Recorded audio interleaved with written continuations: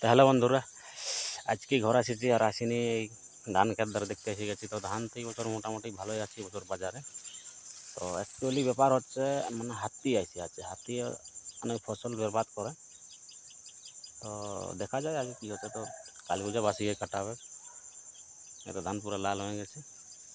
আর ওইদিন তো আমাদের একটা ওই কুয়া দেখা যায় না, কুয়া ওই তার নিচে মানে আমাদের এই এরিয়াটা, আমাদের এরিয়াটা ওটা আমাদের খেতগুলা ওটা 3 মিটার খেত। আর বাকি সব ক্ষেতগুলো মোটামুটি অন্য লোকেরও ভালো ধান আছে এই বছর বাজারে। এবছর বাজারেও বাইরে ভালো ধান আছে, বাইরে দুর্দান্ত ধান আছে। কালী পূজা পাশে কম্পালসারি কাটতে হবে, এই জন্য খোলা তৈরি হয়ে গেছে আমাদের।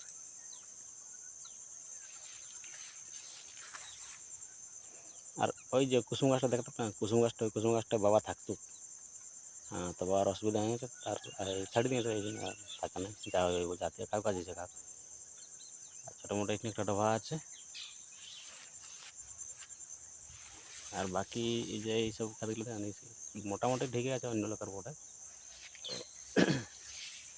আমাদের এরকম ধান দেখতে পাচ্ছ, অনেক বছর বাজারে মোটামুটি বহুত ভালো ধান আছে বাইরে।